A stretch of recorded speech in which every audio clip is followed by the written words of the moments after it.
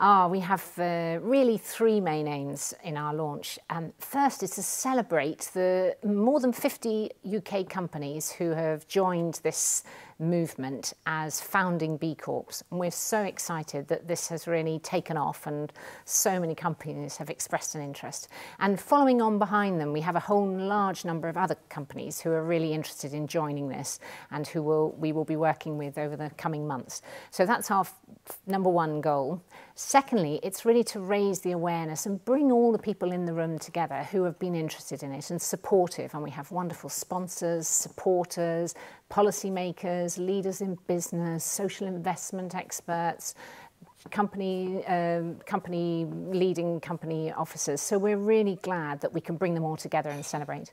And then the third thing is really to almost introduce our operation and our company of B Corps to other B Corps over the world. So we have some representatives from the US B Lab coming, and from Portugal, I believe, and other parts of the world. So we'll have a chance to bring these people together who don't have that many opportunities to speak, much like you're doing in Portugal this week. So we're very excited and wish you could all come.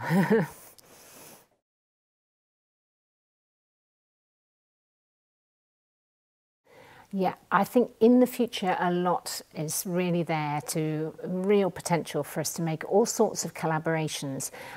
I think it's important that the B Corps themselves drive these collaborations, and I envisage that there might be multinational companies in the UK or multinationals in Portuguese-speaking countries who want to make alliances and haven't yet found a mechanism to do that. And B Corp is a really neat, efficient, effective way of identifying potential partners to you. And once language barriers might be overcome, there's a real opportunity to find new ways of working. So we're already seeing that supply chains are extending, partnership arrangements are working, collaboration is happening between global B Corps and UK B Corps. So this, I think, is exactly what could happen with B Corps in Portugal and in Portuguese-speaking countries. We just need to grow the number of possibilities and let the B Corps take it away, really. It's up to the senior leaders to decide how to use that opportunity.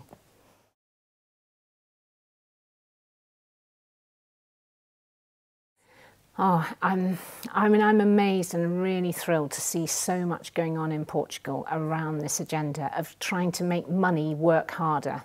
And I was here 3 months ago for the launch of the Social Impact Lab. And this was a fantastic initiative which had got EU support, cross-discipline support, and had started with real government engagement.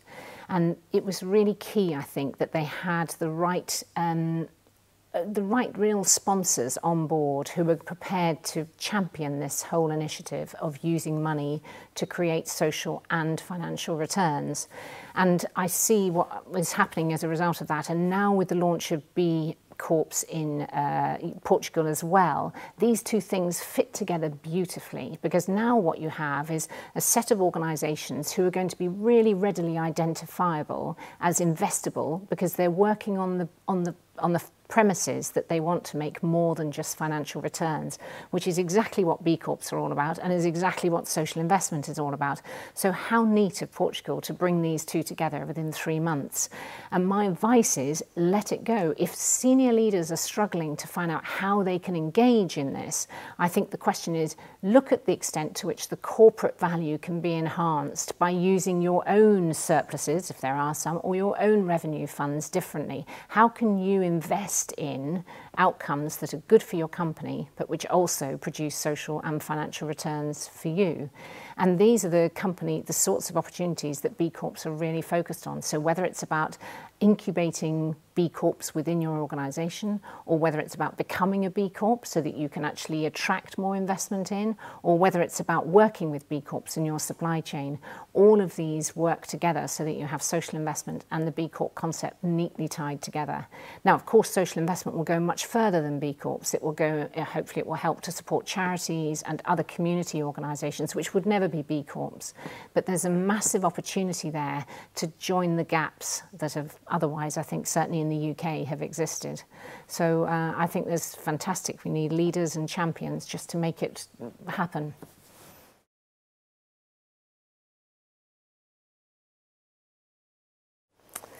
Yeah, I mean, do we need a crisis to make us think like this, to think differently about how to use money for better good, really? It's very sad if we need to be triggered by such an event. But it clearly has changed the mindset of a lot of people who are thinking, and lots of leaders of business who are saying, I no longer want to run a business that's just interested in financial returns, and I can't guarantee them anyway now because I have such an uncertain world and such a global competition.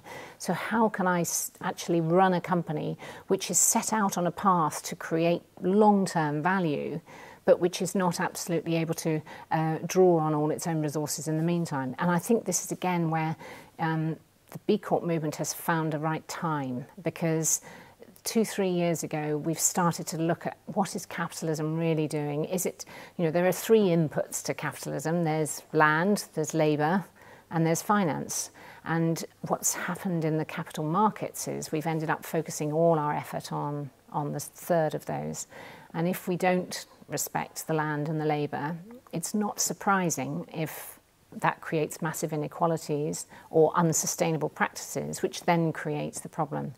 So I think this is an opportunity. It's a seed that's going to take a long time to happen, but at least there's a narrative, there's something to follow, there's an opportunity. I still think we need an awful lot more of the academics and senior leaders to get involved and to really unpack what that means for us in thinking, in academia, or in governments, in corporations. But it's a real opportunity, and it's great we have something to consider.